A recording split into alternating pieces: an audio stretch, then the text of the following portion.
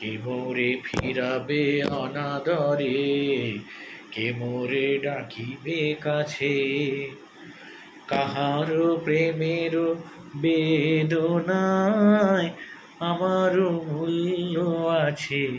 ওগো কে মোরে ডাকিবে কাছে, এ নিরন্তর সংশয়ে হায়,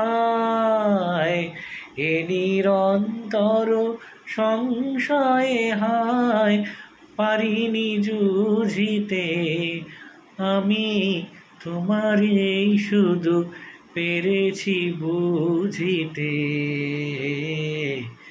যে ছিল আমার স্বপ্ন চারিণী, তারে বুঝিতে পারিনি, তারে বুঝিতে পারিনি।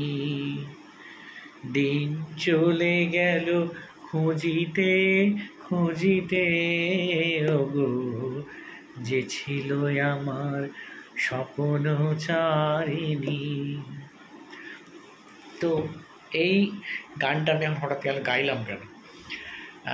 এখন বিভিন্ন যে সমাজ মাধ্যম, সেই সমাজ মাধ্যমে আমার কোনো কিছু, আমার নিজের সমাজ মাধ্যমে আমি কোনো কিছু আপন খেয়ালে জার্নালিংয়ের মতো সেটা কিছু পোস্ট করতে লিখতেও আজকাল আমাকে ভাবতে হয়।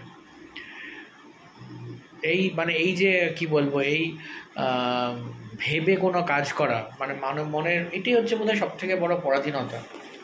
যে আমার নিজের সোশ্যাল মিডিয়া, তো সেখানে আমি কি দেব, কি মনের অভিব্যক্তি প্রকাশ করব, সেটাও আমাকে ভাবতে হয়। তো যাই হোক, এই গানটা আমি এখন গাইলাম এই কারণে, কারণ আমার এখন এই গানটার লাইনগুলো যেন বড় বেশি করে একটা অনুপ্রেরণা দিল। আমি সবসময় আমার স্টুডেন্টদের বলে আসি যে কোনো তত্ত্বকথা পড়ার যদি মনে হয় খুব কঠিন, কোনো বেদান্ত দর্শন পড়তে গেলে বা কথা পুজো পড়তে গেলে যদি মনে হয় কঠিন, তার থেকে একটা সোজা বই দিচ্ছে, ইউনিভার্সাল অ্যাপিল, ইউনিভার্সাল। এটা মন্দিরে গিয়ে গাইলেও মনে হবে আমিই প্রার্থনা করছি, মসজিদে গিয়ে বললে আমিই প্রার্থনা করছি, গির্জাতেও তাই, মনাস্ট্রিতেও তাই। এত ইউনিভার্সাল যে প্রত্যেকটা এটাই সামগান, এটাই নামাজ, এটাই সংহিতা। তো আমি যে বইটার কথা বলছি সেই বইটা হচ্ছে এই বইটা।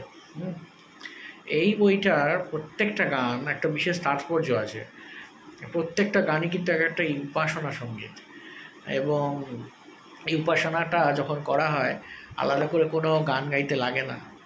তো মনে হয় যেন এই তো আমি প্রভুর সাথে কথা বলছি, আঙ্গিকটা চেঞ্জ হয়। অনেকে না বুঝে রবীন্দ্রসঙ্গীত গায় এবং গীতাঞ্জলির গানগুলো গায়।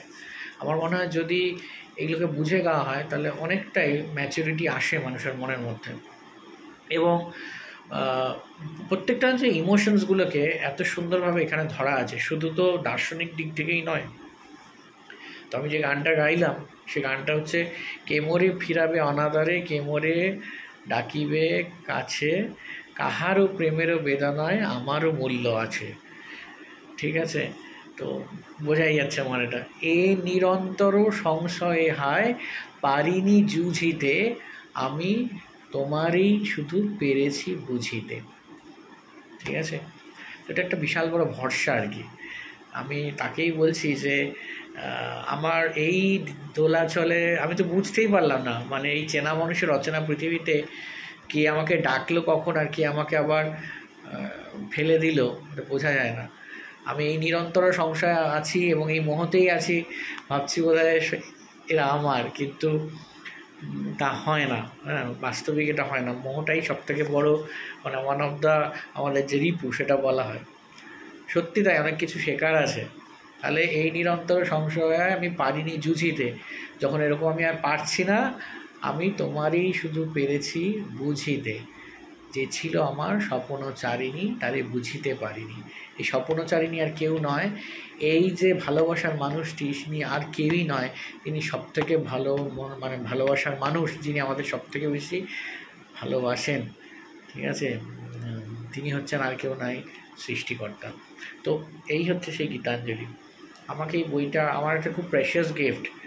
আমার এই বইটা আমার 2023-25 ব্যাচের MBA স্টুডেন্টরা দিয়েছিল, এবং ওরা তো এমনি দিয়েছিল, কিন্তু কী বই দিয়ে দিয়েছে এটা আমার কাছে খুব অ্যাপিলিং। মানে এই বইটা আমার খুব কী বলবো, নাড়া দিয়েছিল। আর আমার এতদিনের টিচিং ইতিহাসে অনেক দিন আমি প্রতিষ্ঠানে কাজ করছি, এক যুগের মতো হয়ে গেল, আরও বেশি। এবং কাউকে না করেই বলছি, মানে আস্তে আস্তে আমারও ম্যাচুরিটি হয়েছে। কিন্তু এই 2022-24 ব্যাচটা খুব সম্পৃক্ত করে দিয়েছিল আমাকে, মানে ওটা আমার একটা পরিবার ছিল। ওরা চলে যাওয়ার পর আমার খুবই খারাপ লেগেছিল। হ্যাঁ, সেই বাচ্চা ডিম ফুটে যখন পাখি উড়ে চলে যায় তখন যেরকম মনে হয়। কিন্তু এই 2000 তারপরের ব্যাচটা 23-25 ব্যাচটা বেশিরভাগই, সবাই না হলেও, কিন্তু আমার আবার সেই অবলম্বনটা দিয়েছে। কিন্তু এবার ওরা চলে যাওয়ার পর আমার মনের মধ্যে একটা কি বলবো, এরকম ভাব চলে আসছে, উদাসীনতা চলেই এসেছে। তো যাই হোক, এই হচ্ছে সেই বইটা ওরা দিয়েছিল। সবাই এই বইটা পড়বে, বিশেষ করে যুব সমাজ। এটা উপাসনা সঙ্গীত, এটা দর্শন, এবং এটা বিভিন্ন রকম অনুভূতিতে কিন্তু তোমাদের মনের কথা বলবে এবং মনে একটা অনুপ্রেরণা যোগাবে। সবাই ভালো থেকো।